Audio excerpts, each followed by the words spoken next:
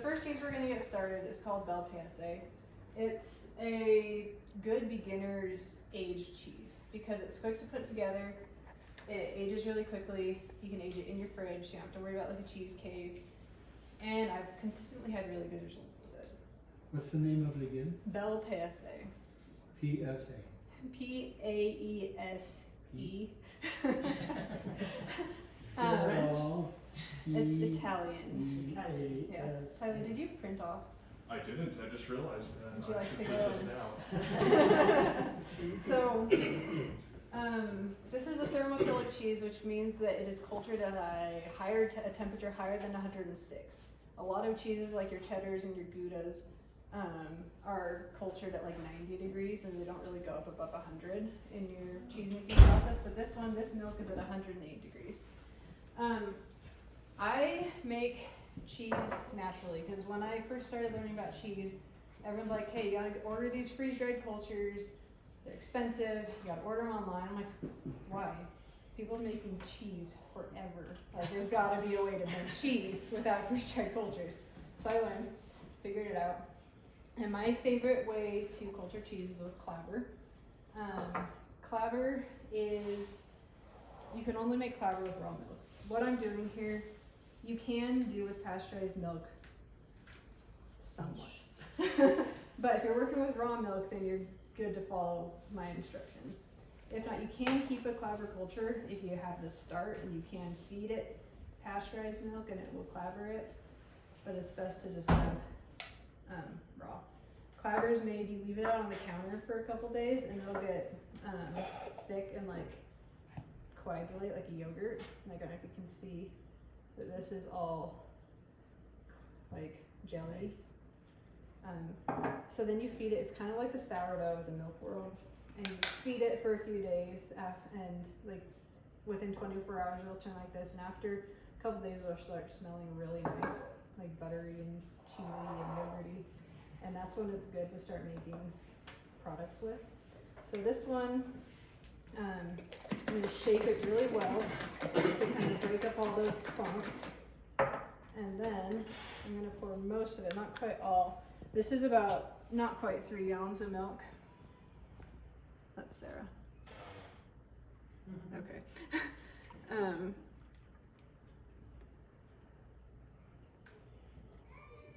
is Alan. So you're not starting with the commercial rennet at all? It's all. You do need rennet, Okay. but this is not the- culture. So culture is going to acidify. It's got all the good bacteria in it that acidifies the milk and starts the fermentation process that will make your cheese.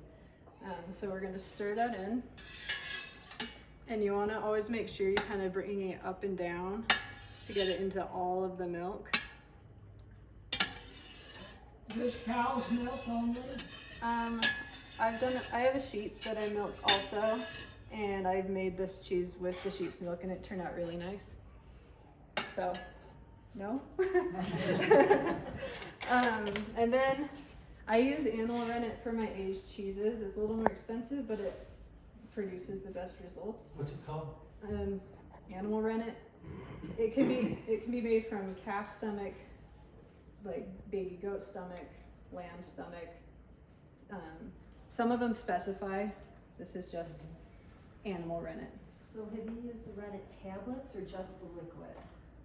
I've used animal rennet tablets, yes. This one is a microbial rennet, and it works very well. It's very strong. Like this is little tablets, and 1/4 of these will do 4 gallons of milk. Wow. So this is very inexpensive. 1/4 of a And tablet? 1 tablet 1/4 of 1 tablet will do 4 gallons of raw milk. So one You need tablet more would be rennet 6. for pasteurized milk. But like, so this is like 100 tablets. This is going to last forever. Where did you order that? New England. The internet.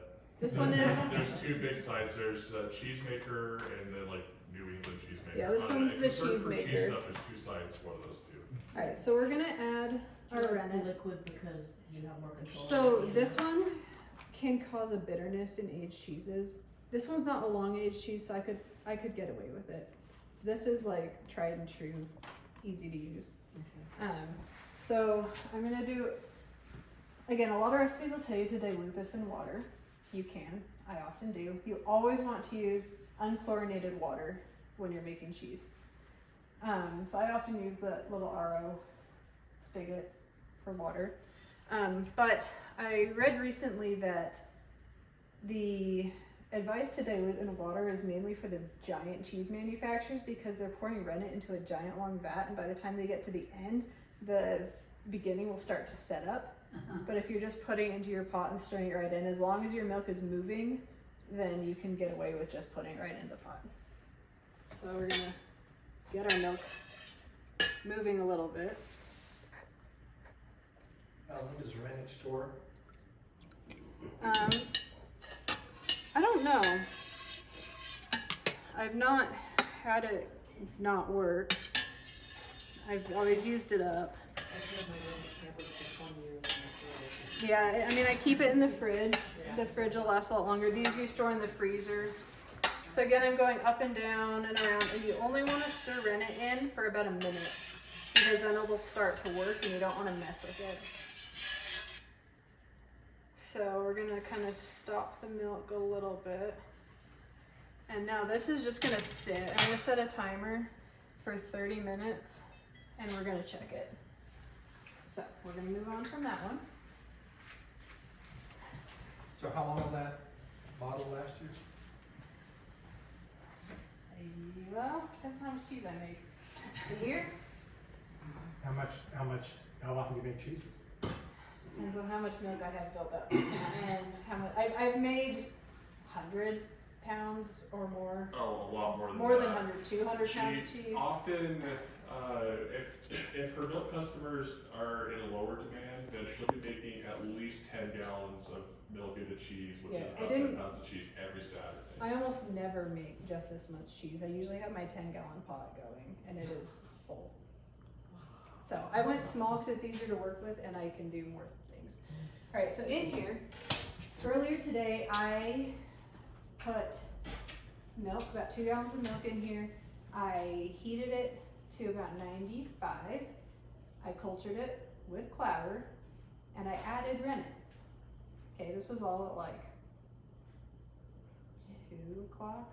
I don't remember exactly what time I started it. This is a slow cultured mozzarella.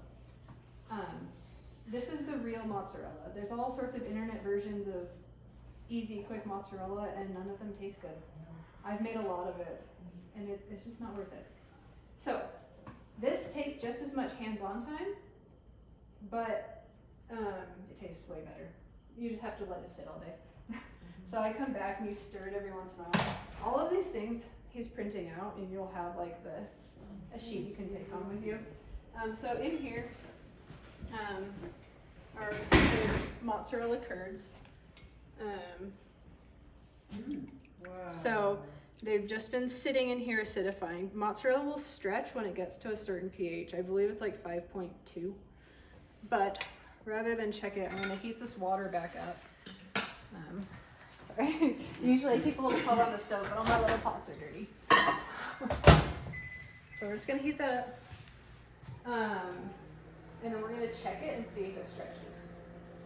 Because it should be about right. If it's not, we'll check it again in half an hour. And then we will move on.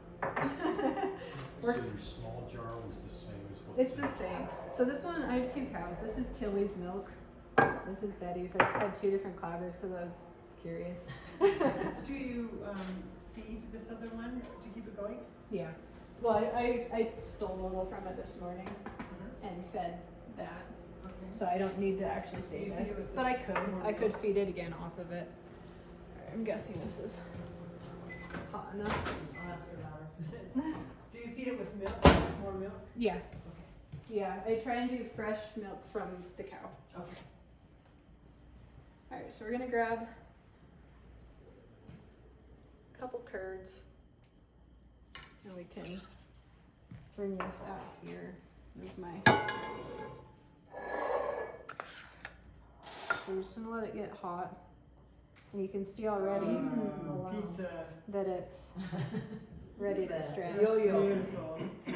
And you know it's ready, like that just fell off the fork, but when it doesn't break, when you can just stretch it about as high as you can reach. That's amazing. Without it breaking. So we're gonna call that good enough. Do you make string cheese? Yeah. Yeah. Alright, so when it gets to that point, what you do, I'm actually gonna pour it. I usually have my big pot, but this is small enough I can lift it. And you're gonna come, and we're gonna move stuff so you can see.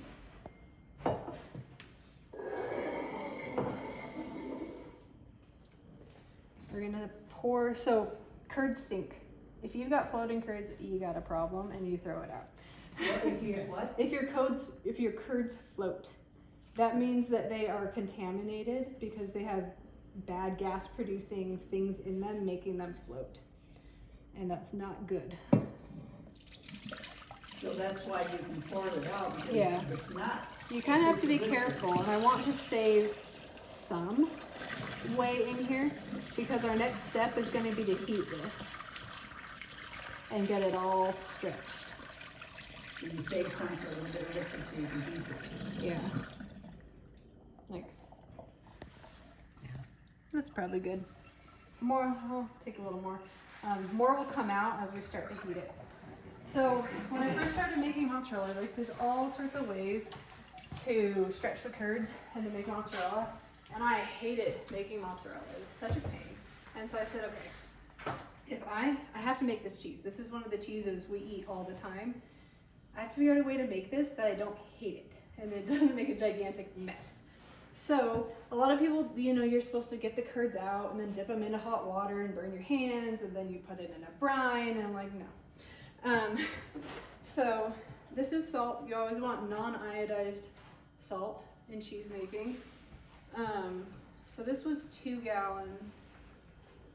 So I'm probably only gonna want about a 1/4 cup of salt and a little bit more.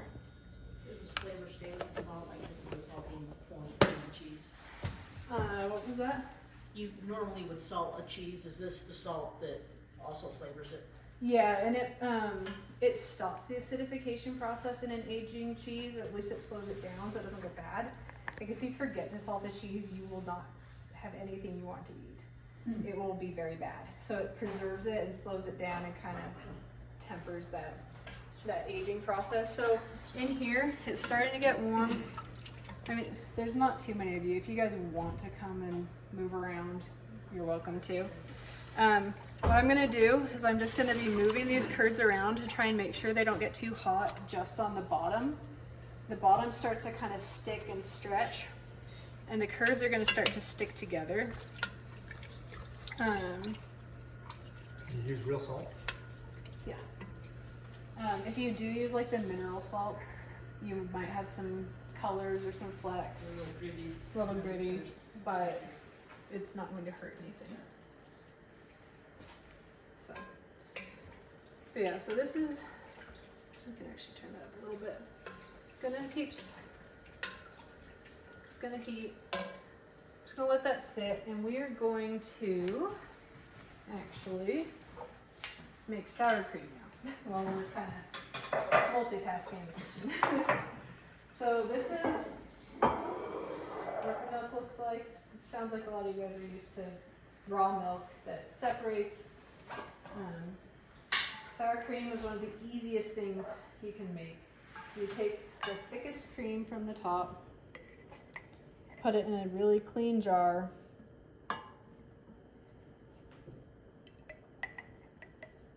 and you culture it. And what do I use for culture? Clabber. I've done it with other cultures. It works well. It tastes good. But the best sour cream is made with clabber. And I love not having to buy cultures. So, got your cream. You got your clabber. don't need a lot. Certainly don't. Stir it up. And then you literally set it on the counter for about 24 hours. It will go faster if you have like a warmer place. If you have like a proofer, some kind of, like you wouldn't want it incubated at yogurt temperatures. That's too warm. But anywhere like 80 to 90 degrees, you're gonna have a bit faster results. I'll label it, or I forget what it is. So you're saying you can over culture it? You can over ferment sour cream, yeah. And if you do that, you'll start to see a lot of like bubbles. It'll start to probably smell a little bit cheesy rather than sour cream. But this, like, you just check it. You're gonna open it up and smell it. When it smells like sour cream, like you can kind of jiggle it, and like right now it's just liquid, but it'll look thick. And it won't be like as thick as you're gonna want to eat it, but when you put it in the fridge, it'll keep thickening and it'll be nice and thick. So this is just gonna come and join my little culture counter. How long do you say that leaves it on? 24 hours? About 24 hours, but if your house is cold, it's probably gonna take longer. If your house is warm, check it sooner. So this is starting to get, like you can see, it's starting to, like I'm maybe gonna turn it down. You don't want to heat it too much, but like it's, Again? yeah, I will. You're gonna see it quite a few times. I'm just trying to gather it together. And you're gonna do it a couple times until it starts to get fairly smooth. It's beautiful. But like, I'm not burning my hands. I'm not making a mess. It's stretched, it's salted, and I don't hate my life. Like, it's easy. I can do this really quick whenever it's ready, and it's not this whole ordeal. And it makes really good mozzarella. So then I've got it gathered again.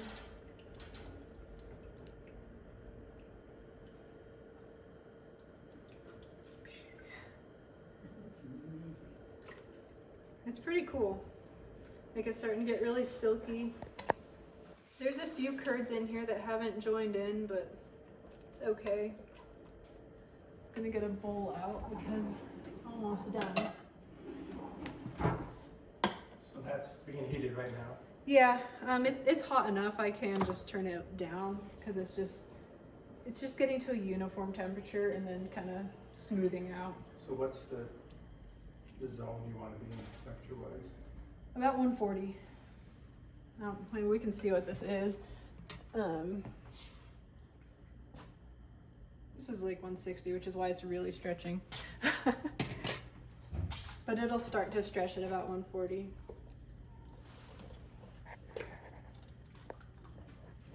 Just amazing.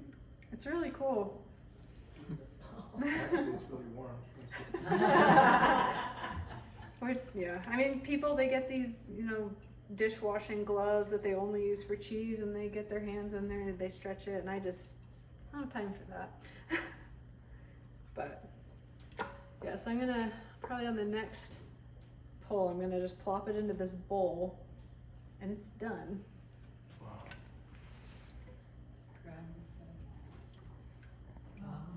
Gorgeous. Like, you could form it into balls if you wanted, fancy balls. At this point, you can also like take a string of it and make it into string cheese that will tear. I don't usually do that because it takes time and it's hot. I usually just cut it up. But Beautiful. so there is your mozzarella. Now, as it sits, like, it's already starting to do it more way, is going to kind of seep. And so I'm going to let it cool off a bit, and it's going to start to pool. And then we're going to kind of drain it off. Or do you rinse it at some point to No. move away? No. It's good for your stomach. All right, so what So are we? when you see fresh mozzarella in the store, Yeah. it's in water. That would It's be the probably in a leftover way. brine. It's in a brine versus the natural way that it was made in. Yeah. You can leave it in the way if it's salted like a brine, I believe. but sorry, let's just mute the baby. Daddy will get her soon. Alright, so that is, let's do cream cheese. So this is not true cream cheese, this is what is called quark in Germany. Could you say that again? Quark. Pork cream. But it's like a cream cheese. This morning, I got back from milking my cow. The milk was still warm. I filtered it into this jar. I added a scoop, 2 tablespoons or so of clabber and 1 drop of rennet. It's been sitting on my counter, culturing, and the top of it, the whey is starting to separate. It's coagulated. This one's one of my other just favorite cheeses because it's so versatile. I use it all the time. Like I use it in place of ricotta because it tastes better. Like it tastes really good. So you can, like there's a curd mass in here. You can't see it very well. You will when I pour it. I guess you can, I don't know if you can kind of see that it's solid. So I'm just gonna cut it, and I use this yogurt. This is a yogurt strainer. I use it for this. A lot of people will get a cheesecloth and put it in a colander and hang it, and it'll go faster. But like this is so easy that I just do this. So now we're gonna try not to make a huge mess, but it's gonna kind of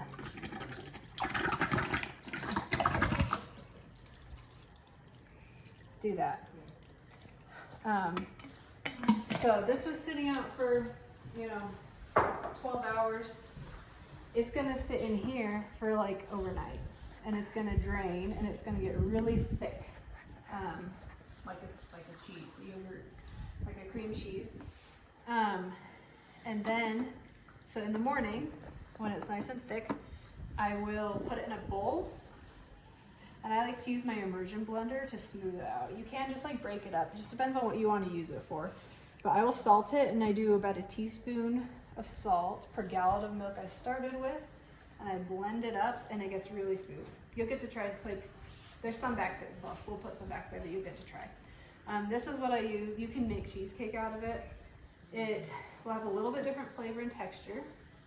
You can also do the same process with cream for like a true cream cheese. But I mostly just like to do this. You gotta make sure you get the baby in there, Christy. Yep, she's in there. So So this, true cream cheese would be that whole. so it's essentially going to be like your sour cream with a drop of rennet. It's 2 drops per gallon, and then it's the same process. So we're just gonna set these aside, and all right, so we've done. Okay, now we're going to move on to butter. My favorite way to make butter is the blender because it's really fast. You guys probably know how to make butter, but in case you don't, we're going to go through it really fast. I skimmed this a couple hours ago. It churns much faster if it heats up. Well, heats up isn't completely cold, like 60 degrees. That's just pure cream. This is just cream. Just pour it in there. I'm going to make obnoxious noises for a few minutes, and I'm sorry. We're all there.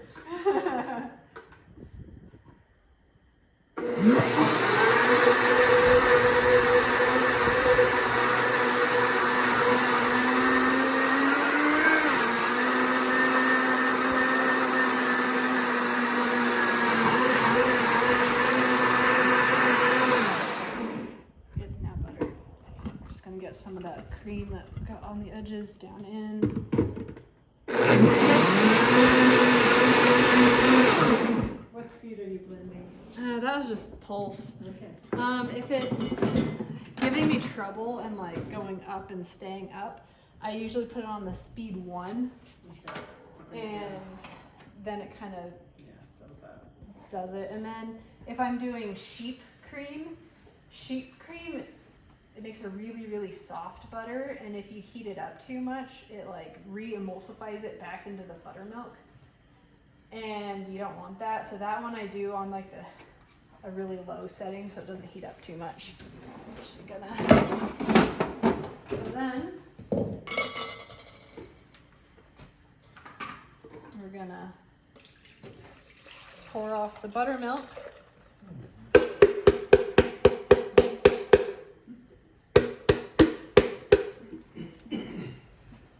Right before our eyes, guys. So yeah, now So how did your husband find you? I found him Good answer. in linear algebra. I do. Yeah. And I wasn't this way originally. I've grown up a lot. So now it's butter. I'm gonna come in and grab a bowl because the next step is washing your butter. It still has buttermilk in it. If you leave the buttermilk in it, it'll go rancid. So your goal is to get as much of the buttermilk out as you can. It is not very fun. I don't like making butter. All right, so this has pooled. Oops, don't want to lose it. But not a lot, so I'm just gonna let that keep doing its thing. When you wash butter, you need cold water and sometimes ice. In the summer, you really need ice. The cream, the butter fat changes with the season. In the winter, your butter is really, really hard. Like, it's not even spreadable at room temperature. In the summer, it is so soft, it's almost melting at room temperature. So, no, it also can vary depending on the feed, but it's really seasonal. So I am going to, I think that, we'll see. We'll see if we need ice. It's kind of soft. So what I'm doing is I'm kind of going under and pushing the butter down. Almost like kneading it. Yeah. Kneading bread almost. And it's kind of pushing the buttermilk out. I can stick in my hands a little bit because it's a little bit soft. If my cream was colder, then it would be a bit firmer. So my water is pretty milky now. So I'm gonna dump it. And I'm gonna get fresh water again. And you're gonna repeat this about 3 times until your water is fairly clear when you've been working it for a little while.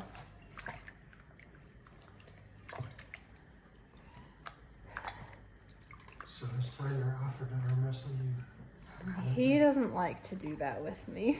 Her arms are a force of nature. She knows The only how reason he awesome- wins is because his arms are longer.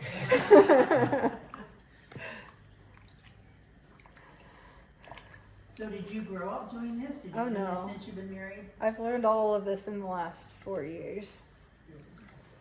Except yogurt. I've been making yogurt for a lot of years. But yeah, my mantra is you can learn anything on YouTube.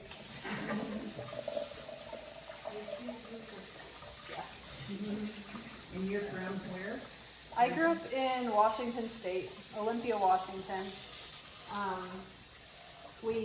I only left home to go to BYU, and then my husband got hired at Microsoft, and so we ended up right back in the Seattle area, and we were there for another 8 years. So I'm from Washington, very much, but everyone asks if I miss it, and I don't. I really like it here.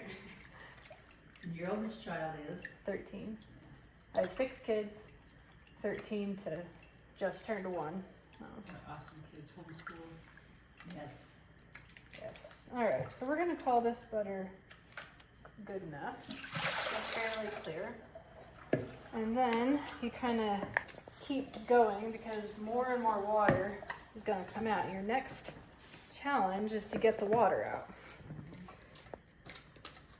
And this butter is still a little bit soft, but Have you ever used like one of the old wooden paddles? Does I it work? have. Is it your hand just work better? um, I'll do this with the paddles. I do have the paddles and I tried. Okay. And if I got good at it, it would probably work, but I've just gone back to my hand.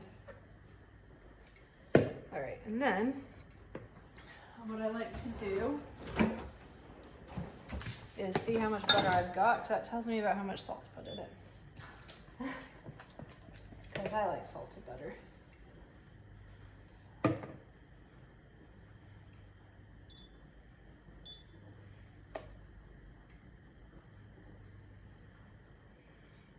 Nine ounces. 9 ounces. Yeah. So we're going to, I do about a teaspoon of salt per pound. And this is the same salt that is. So we're just going to do a heavy half teaspoon. Put that in there. And then again, you're just kind of working it in.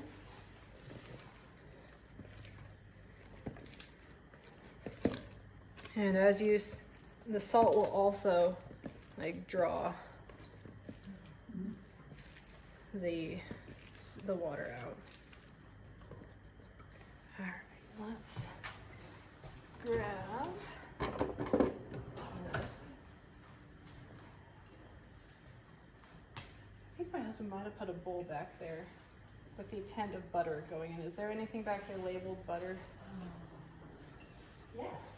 Would you like to have it find its way up here? Looks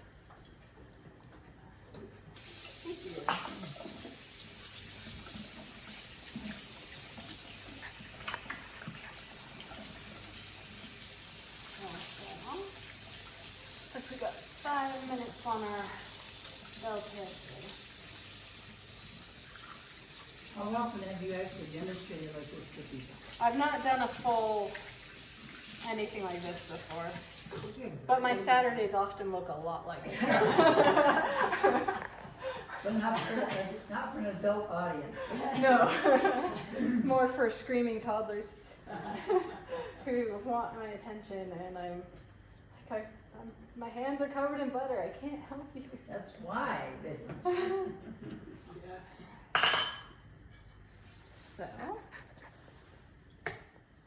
we have butter. The color. And how much did you start out with? In this 9 ounces of butter, and you started out with what? 1 quart of cream. 1 quart of cream. I'm usually making like 1.5 gallons for 2 gallons of cream. And I'm getting like, I don't know, like 3 pounds of butter. All right. Do you have 2 cows? How much I milk do you right give now. Average, or sometimes My even- Jersey right now is cranking it out. It is producing about 8 gallons a day. Thankfully, I have 2 calves to feed because I had a heifer calf and she is doing really, really well. She is giving 3.5 to 4 gallons a day, and she is a belpaese, which is a Jersey cross with a Dexter. So she's itty bitty. She's so cute. And her udder's so little. But yeah, so she just calved for the first time, and on their first lactation, they don't give as much milk. My Jersey, when she first calved, was giving about that much milk, and now this is her 4th calf. And last lactation, she was giving like 6 gallons, so I was kind of expecting that again. She's giving 8, and it is insane. And you sell everyday milk to people, or what do you do? Didn't ask that question. Yeah. I feed my chickens, and I feed my cats, and I feed my family, and she feeds a lot of things. I have a sheep. She is a dairy sheep. She is also an incredible milker. When she lambs, she starts out at 2 gallons a day. Like Like, I'm not even kidding. And then for a good long time, she milks a gallon a day. And then it'll kind of, she'll taper to about half a gallon a day, but she's a good milker. Do you hand milk? Yes. Even the sheep? Yeah. My daughter milks the sheep, but yeah. Are the teats? Oh, she's got cow teats. Oh. They're almost too big. Oh. So, alright. Buttermilk. This is not the buttermilk you buy in the store. This is sweet buttermilk. It will not work to react with baking soda. You can culture it with clabber, or you can leave it out and it will self-culture, and then it will be acidic, and you can use it, or you can just use it in place of like milk while baking. So when they talk about, you want a glass of buttermilk, That- I haven't tasted it, You're welcome but to. it I doesn't, won't dump it. it doesn't seem to me like the stuff that's in the No. store would taste good at all. It's this. So, Yeah. So yeah, we'll leave that. So do you use it clabbered to make like buttermilk biscuits or something, or do you have to add clabber to get it Yeah. that acidic? Yeah, you would. I usually feed it to the chickens because I get gallons of it, and There's only so much you can there's only so much I can use. All right, let's. This is an awful Clean question up. that eggnog season is coming up. Does that have anything to do with what you have here? I believe that's mostly just like cream and eggs and milk. And mine, we have eggnog without eggs and it's delicious. Yeah. All right. So now we're gonna see if this has set up properly. What this is called is we're checking for a clean break. This should be like a jello-y mass. So we're gonna take this and we're gonna kind of cut down and we're gonna pull it up, and sure enough, it's got pretty sharp edges. It's very, this is what we would call a clean break. So now we're going to cut the curd. Do you need a drink? We have Buttermilk. okay. buttermilk. If anybody needs water, just ask. So we're supposed to cut in about 1/2-inch cubes. So you slowly just kind of go down and go along your milk and you cut. So first we're going this way.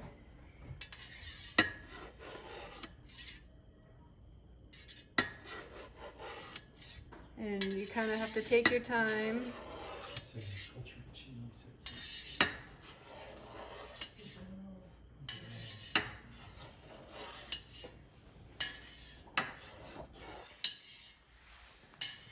How thick are your slices? About 1/2 inch. At least I'm trying. It kind of evens itself out in the end, but the best job you can do up front, the easier time you'll have. It's much easier with a smaller pot like this than my giant pot. Where did you get your monster knife? This is a icing knife. I got it on Amazon. It was like $5.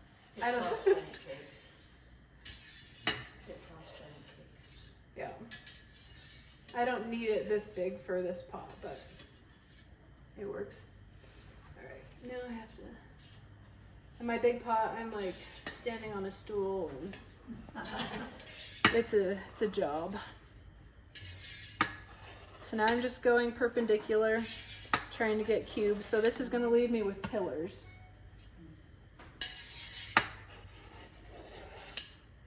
So do you kind of have a standard menu per month to utilize everything? No, it's problematic because my nursing babies never tolerate cow's milk in a very bad way. But will they tolerate all this cultured cheese and stuff? No. There's a reason I have a dairy sheep. And so a lot of times I will like pull out food for me and the baby and then add dairy to the others. But it makes it a lot harder to utilize the milk. Alright, so we're gonna go around the edge so it kind of sticks the edge of the pot. Did you get the dairy sheep from Dale Peel? Yes, yes, I did. All right, so now we have fillers, and there are a lot of ways to cut the horizontal curds, and none of them are easy, except to get a curd cutter, which you like put down and spin around. They're hard to clean. One way that I like to do it is as I'm stirring, I kind of use this in layers, and I just kind of try and scoop down. But this is the time when you want to be really gentle with your cheese because the curds are really fragile. Later on, as they start to cook and their whey comes out, you can be a lot more aggressive with it. But right now you want to be pretty careful. Otherwise you'll get a bunch of like really small curds.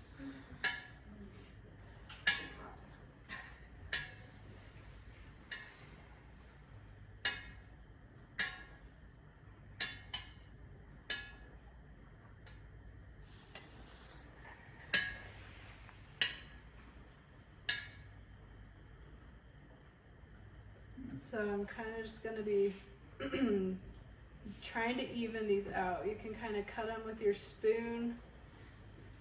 Like, you can see they're really fragile in kind of that gloopy way. And as I come up from the bottom, like you still have a lot of big columns that are just really hard to get. So as you stir, you kind of break them up like that. And this is one of the more boring processes, but this is one of the fastest ones that I could pick. So these curds get stirred for half an hour. But in contrast to like a Gouda, you would stir for half an hour and then you would rinse the curds. It's like there's different, the ingredients to almost all the cheeses are almost exactly the same. You have your milk, you have your culture, and you have your rennet. So how do you get a cheddar? How do you get a Gouda? How do you get a belpaese? It's all about the time and temperature and aging process. And so like Gouda is what is called a washed curd cheese.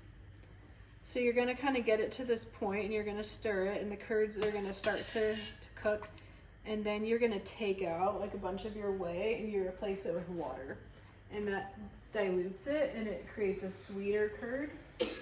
And then your water that you put in is also warmer.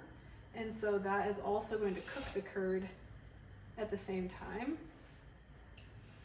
And so for Gouda, you end up stirring your curd for like an hour and a half. And cheddar, you don't wash your curd, but you stir your curd for a while. I don't remember how long it is off the top of my head. And then you drain off the whey and you let the curd kind of settle into a mass. And then you cut it up into slabs, and for like 2 hours, every half an hour you come in and you like rearrange the slabs. They're kind of pressing under their own weight. So those are sitting, they're acidifying. It's called, that process is called cheddaring. And then once the cheddaring process is done, you mill the curds. So you break them up or you cut them up into like, that was what cheese curds are, is that after that process. And then you salt them, and then you press them. And so cheddar is actually quite labor intensive. I heard the only way you can make cheddar cheese is if you have orange food coloring. So, did you take a look back at the cheeses on that table and notice the coloring? Oh, interesting. and one of them is white-ish, and 3 of them are more yellow, correct? I do not use annatto in any of my cheeses. The white cheese was made in February. The yellow cheeses were made during the summer months. The color of the milk, I can always tell when the grass is starting to grow again, when the butter and the cheese starts to turn yellow. So back when cows were just starting to be like feedlotted, people missed yellow cheese because cheddar is supposed to be yellow, right? So they started figuring out how to make it yellow artificially with annatto. But like natural cheeses from cows on grass are yellow without any added coloring. And now the white cheddar is fancy. Explain that one.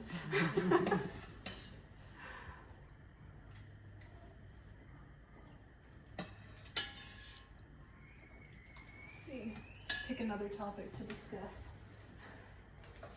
All right, so when you're making cheese, an aged cheese, you want to make sure that you're using milk that is less than 72 hours old. A lot of people who are new to cheese making, they'll be like, I found this gallon of milk in the back of my fridge. It's like 3 weeks old. What can I do with it? Can I make cheese? No. That is the opposite kind of milk that you want to make cheese with. Because cheese is a battle of bacteria. So you want to start with as clean of a slate as possible. And the most agreed on time for raw milk is 72 hours or less. For yogurt, where you're gonna bring it up to 180 and then cool it down again, you don't need to use super fresh milk. That's usually more like, oh, there's a gallon that's been sitting, turn that into yogurt. For the mozzarella, since it's not aging, I'll use milk that's like up to a week old, and it does really well. But our milk, it stays fresh for a long time. We can grab a gallon that's 2 weeks old and it's perfectly fine from the back of the fridge. Once you skim it, it'll go bad faster because you've introduced bacteria from your spoon or opening it.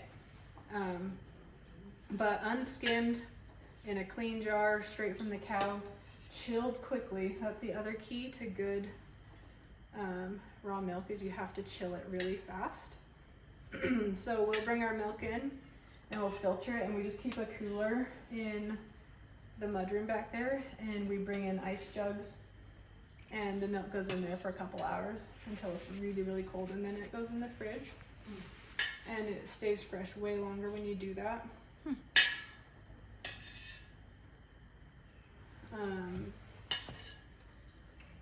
We give our cows vitamin E, and that takes care of any cowy barnyard flavor in the milk, so your milk tastes really good.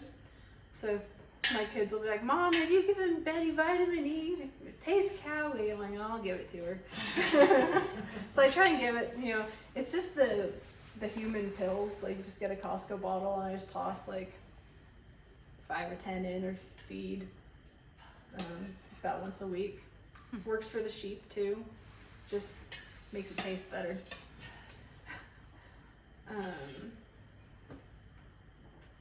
Let's see. Have these notes. Do you ever make cottage cheese? I have. Sometimes I really hate the internet for cheese making. There are many, many, many methods for making cottage cheese. Some are better than others. You get some people that say you can make almost any kind of cheese by adding vinegar and straining the curds and like blend it up and it makes cream cheese. No, that's not cream cheese. That tastes like ricotta. That is ricotta. Anyway, so for cottage cheese, best way to do it is essentially to make clabber. You could put a little bit of rennet in if you wanted a bit of a firmer curd, and then you're gonna cut that curd into like lentil sized pieces, and the best way to do that is with like a whisk. That's actually what I use to cut this, is you kind of go up and down really gently, and it'll cut your curd into like a small curd. And then you're going to heat it. You're going to cook your curd. And for cottage cheese, I don't remember what it is. It's not super high. I want to say it's like 120, might be less. And then you're doing the same process, but your curd is really little. And you're not going to cook it that long. And then you are going to pour your whey off and strain your curd until it's dry enough that you like it. And then you add cream back into your curd and salt, and that's your cottage cheese. And that makes them that makes the most reliably tender cottage cheese. Alright, so we've been stirring for probably 10 minutes. I still have some big curds in here, but they're starting to change. Like, I can actually hold it now. It's kind of, like, it's still soft, and if I break it, it's still kind of like gooey inside. So it's not done. They'll still kind of mush and shatter, but they're getting firmer.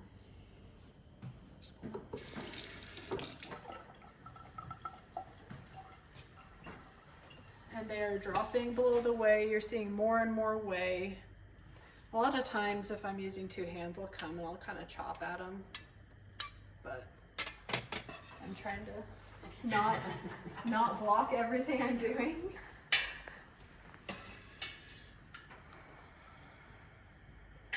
So the purpose of chopping and making the curds is to?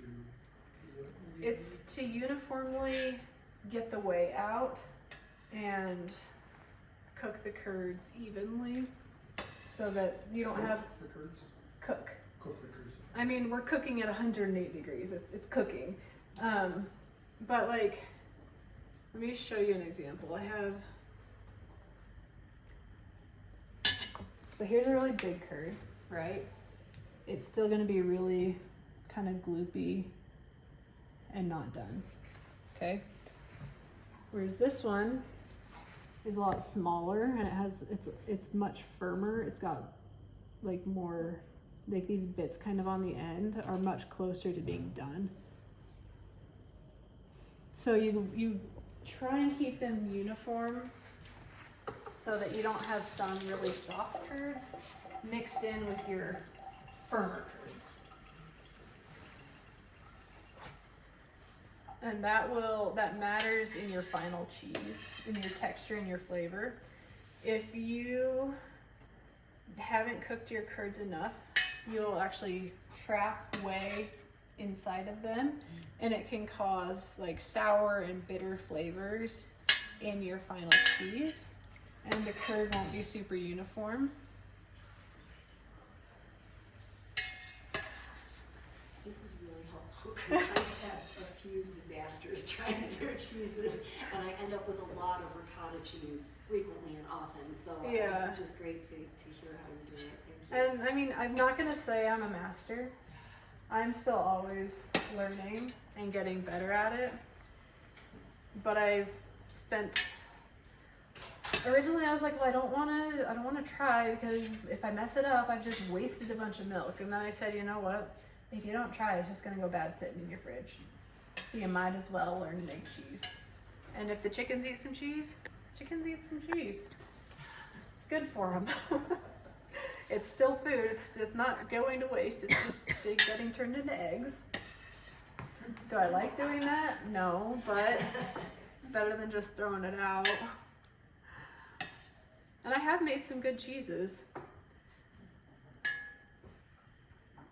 I unfortunately don't have any of this cheese for you guys to try because my cows only came back into milk relatively recently and I haven't been making more of it yet.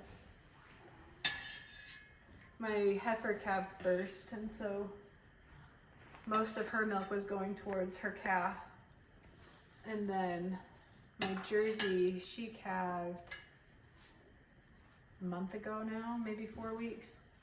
And at first you don't want to make cheese out of the first week's milk, because you're still getting the colostrum out, and colostrum doesn't coagulate like mature milk does. And then sometimes right when they first calve, the bacteria count in their udders can be a little bit higher, as like because they get really swollen, and it just takes time to kind of work that out. And with such a high producer, she was swollen. Probably took 2 weeks for the swelling to go all the way down, but we got there. She's a good cow.